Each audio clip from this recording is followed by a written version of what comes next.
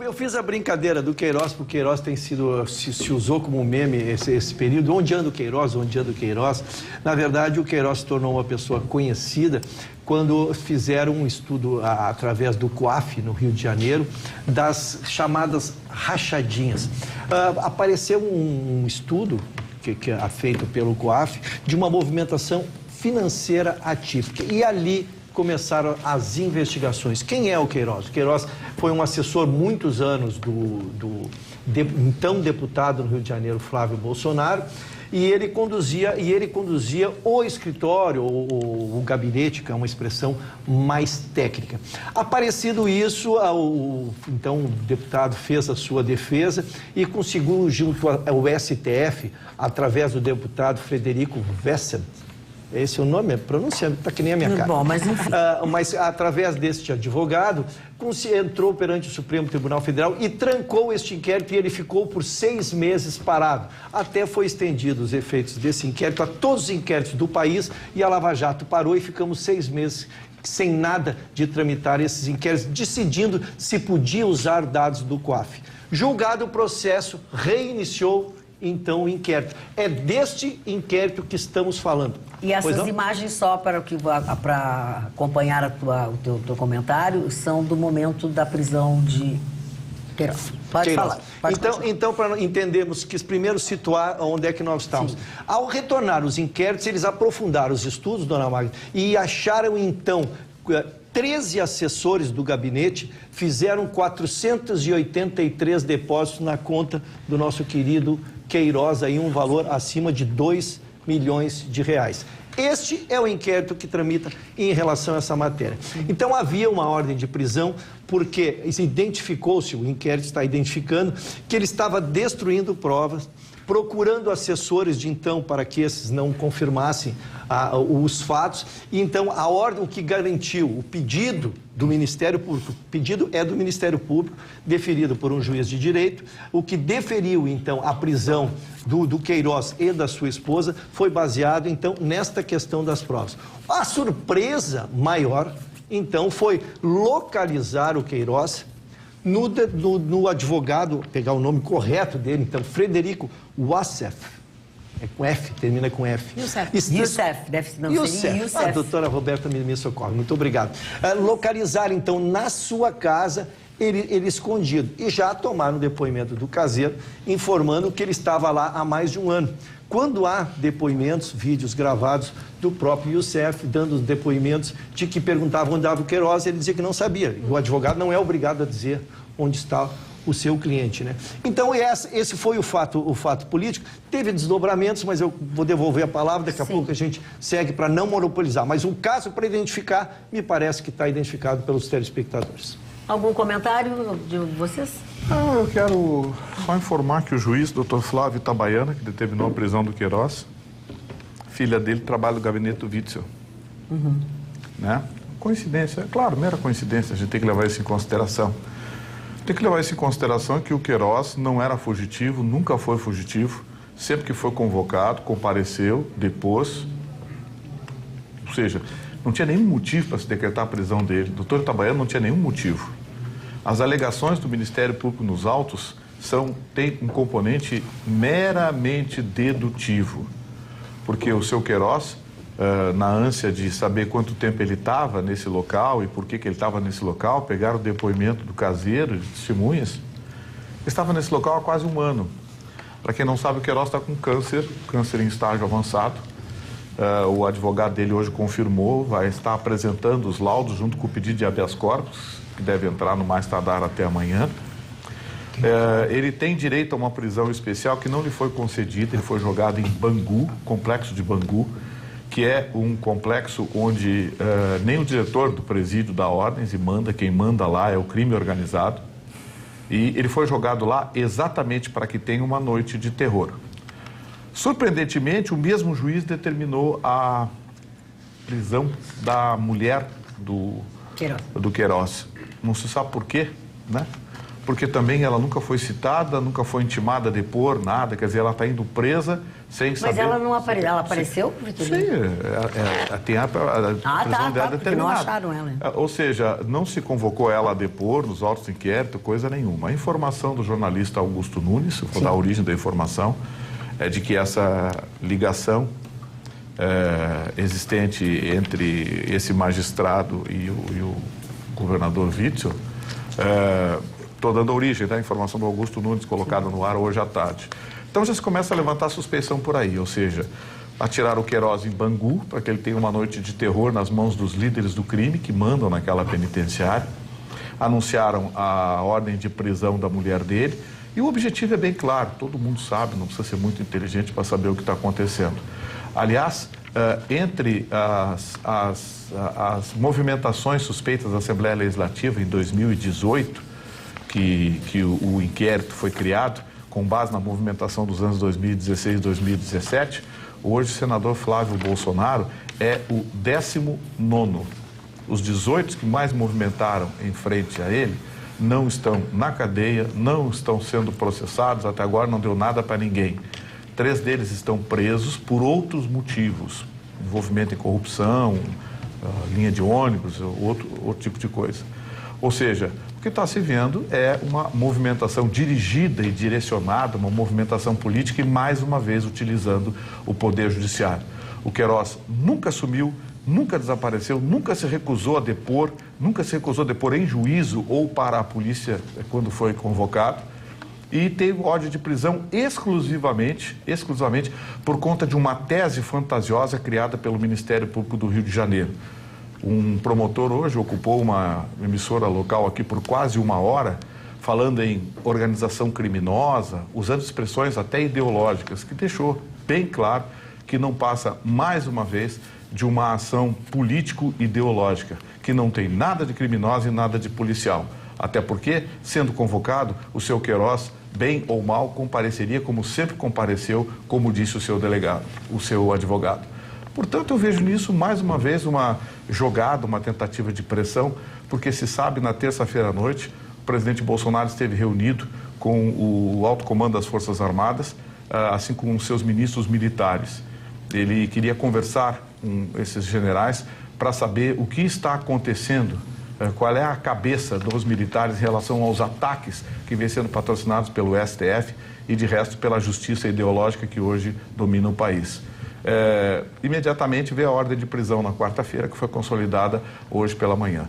Então, assim, eu estou dando informação aos senhores, o senhor tire suas conclusões. O Queiroz hoje certamente vai passar uma das piores noites que já passou na sua vida, porque o que vai ouvir de coleguinhas de prisão lá não vai ser brincadeira, o que vai sofrer de ameaça não vai ser brincadeira. E o pior, botaram a família no meio. Então, como os senhores podem ver, estamos a caminho agora do comunismo, porque o socialismo e a ditadura do judiciário nós já estamos vivendo.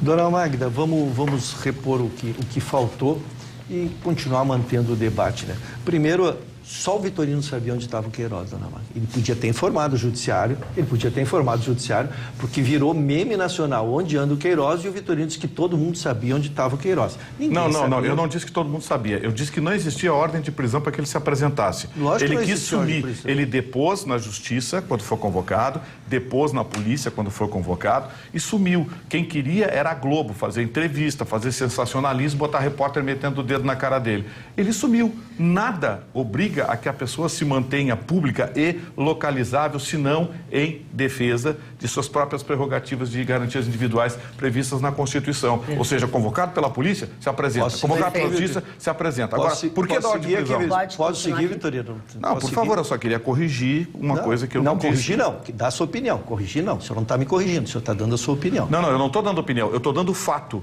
Ele nunca se negou a comparecer em juízo. Portanto, nada justifica a ordem de prisão. Putz, tu vai... Deixa eu, se eu puder concluir. Claro, vai. Primeiro, ele não está preso por estar desaparecido. Ele está preso pelo que estava fazendo na sua missão. Nós esclarecemos aqui. É exatamente destruindo provas, procurando senadores, pressionando pessoas que irão depor, que foram dessas pessoas que tiveram que devolver esses 483 reportes de dinheiro. Mas vamos seguir primeiro em questão do Queiroz. Ele estava se escondendo, sim, dona, porque ele sabia que era iminente a sua prisão e ele foi se esconder dentro de um escritório de advocacia e a senhora vai dizer, por que ele foi se esconder dentro? Porque os advogados têm uma prerrogativa que o seu escritório é inviolável. Só pode se entrar num escritório de advocacia profissional acompanhado da Ordem dos Advogados do Brasil. E como se sabia, o inquérito é sensacional, o inquérito é perfeito, não. Sabia que ele estava fazendo isso, pegou a ordem dos Advogados do Brasil de Campinas, fez acompanhar e descobriu-se que lá que não era ele. Ele tinha uma placa na frente exatamente para poder proteger o Queiroz, mas lá não era o seu escritório, como se sabia que não era o escritório. Tá? Ele fez cirurgia, sim, ele está doente, ele fez uma cirurgia em janeiro. É com câncer, uma cirurgia em janeiro de 2019, foi pago as suas despesas por 133 mil à vista. Que bom que ele tinha o dinheiro. Segundo, o crime, o que ele é indicado, que o Vitorino citou, é exatamente isso. Peculato é desviar dinheiro público, dona. Então a acusação é peculato. Se ele for absolvido, ele foi absolvido do crime de peculato e de organização criminosa. Então, eu acho que essa parte técnica, dona Maria, era isso, e eu acho que o pessoal está esclarecido para julgar da maneira que fizer. Magda, a gente tem alguns tweets para mostrar para os telespectadores, se a produção puder passar, são as manifestações que foram colocadas hoje, tanto pelo senador Flávio Bolsonaro, e uma referência que eu quero mostrar do Carlos Bolsonaro. Flávio, então. Flávio? Flávio. Então, vamos a ela. Encaro com tranquilidade os acontecimentos de hoje. A verdade prevalecerá. Mais uma peça foi movimentada no tabuleiro para atacar Bolsonaro. Em 16 anos, como deputado no Rio, nunca houve uma vírgula contra mim. Bastou o presidente Bolsonaro se eleger para mudar tudo. O jogo é bruto. E também temos a manifestação. Essa manifestação ela foi compartilhada, a próxima que eu vou mostrar, na internet, no Twitter, enfim, por muitas pessoas. Quando ainda, em 20 de outubro de 2015, Carlos Bolsonaro se referia à família do Lula. Todo mundo próximo do Lula envolvido em corrupção, menos ele. Incrível como esse homem consegue ser puro no meio de tanto familiar ruim. Isso foi bem compartilhado no dia de hoje. Também a gente tem um vídeo que pode mostrar depois, no qual o próprio Flávio Bolsonaro está numa discussão com o Witzel e fala no Queiroz, dizendo que ele é um funcionário leal e uma pessoa honesta. A gente tem isso? Tenho então vamos vídeo. mostrar. Vamos lá. Você ficava ligando pro Queiroz, botava assessor para ligar para ele, para saber onde eu tava, para ir atrás de mim na campanha. Porque sabia que o Queiroz estava do meu lado, trabalhando, um cara correto, trabalhador, dando sangue por aquilo que ele acredita. Primeiro, a minha colocação, Magda, é que, claro, como o Vitorino disse, existem outros parlamentares sendo investigados e a gente quer que os outros parlamentares também sigam investigados e sejam denunciados, se assim for o caso.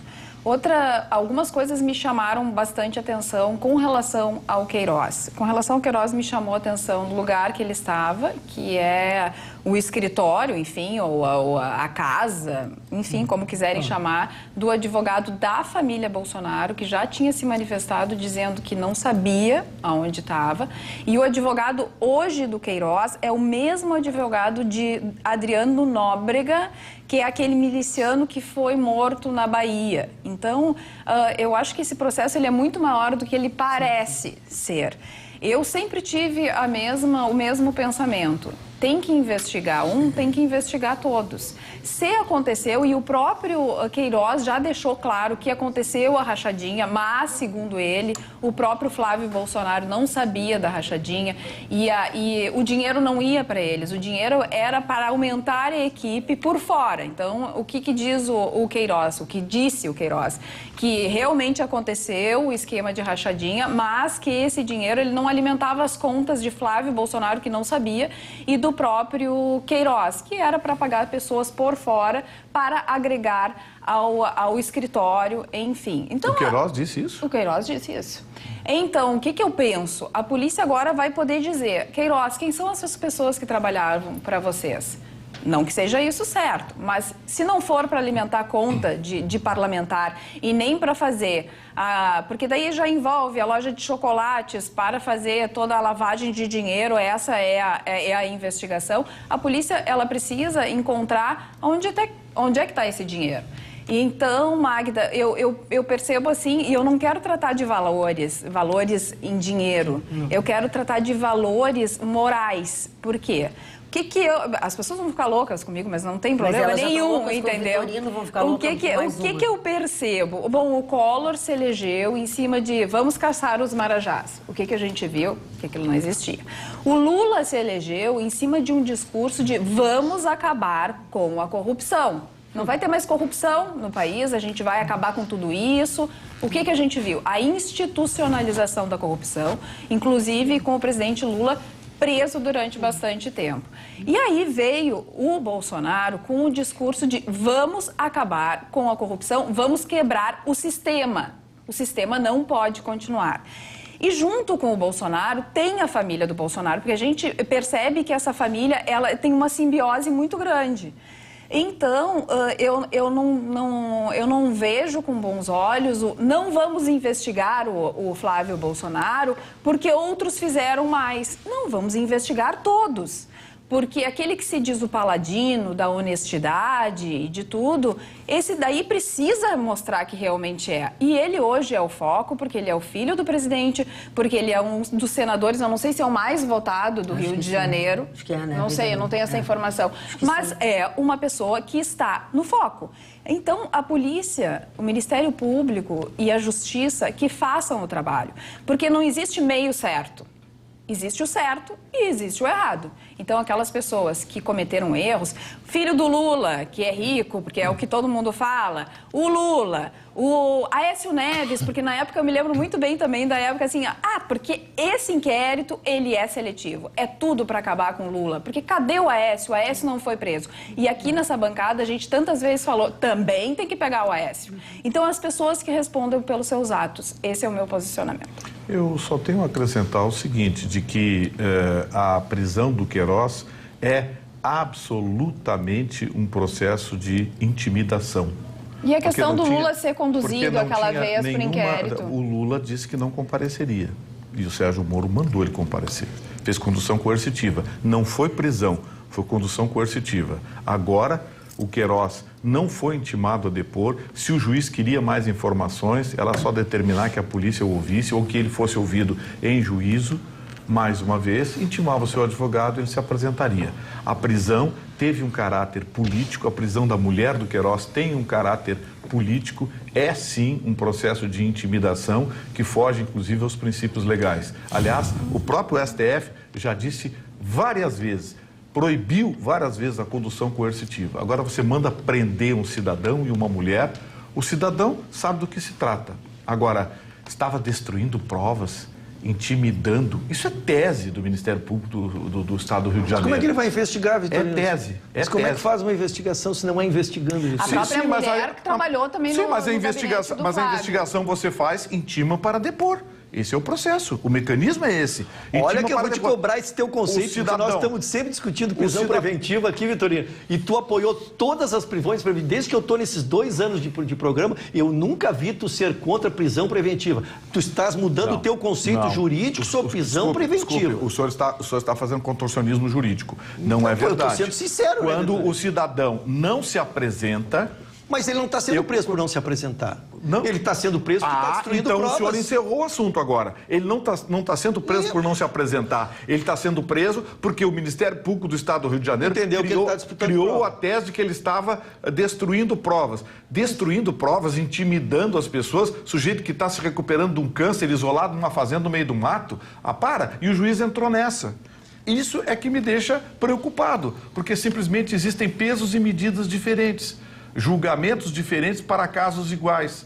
Ou seja, entrou sim a ideologia nesse caso. E a partir do momento que a ideologia entrou, fica desmerecida. Olha só, não estou livrando a cara do Flávio. Se ele cometeu crime, que pague por ele.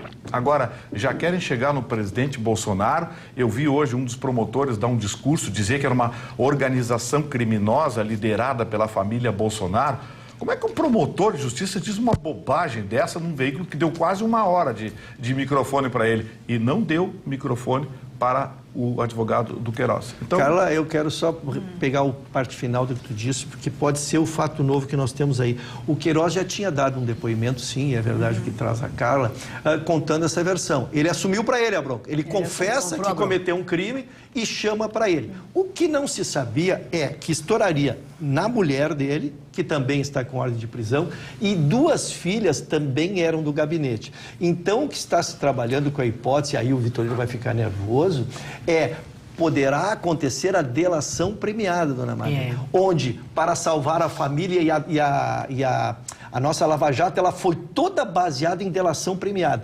Todo mundo negava quando ia lá e pegava os seus filhos, e nós temos o diretor da Petrobras que negou, quando pegaram os filhos dele, ele foi lá e entregou até a mãe de quem não tinha, tá? Então, a questão é o que pode acontecer. O Queiroz, enquanto foi com ele matou pela lealdade dele. Agora, quando começa a chegar na família, é um pouco mais diferente. Acho que terão mais capítulos esse inquérito ainda, dona. O senhor acaba de colocar, então, a questão que eu levantei no início da minha fala. Trata-se de um processo de intimidação e uma tortura psicológica. Aliás, o Brasil é signatário do Tratado da Costa Rica e também do Tratado da ONU, que impede, que proíbe qualquer tipo de tortura de qualquer espécie, principalmente a psicológica. O que a Justiça do Rio de Janeiro está fazendo é isso, tortura psicológica em cima do seu Queiroz e dos seus familiares.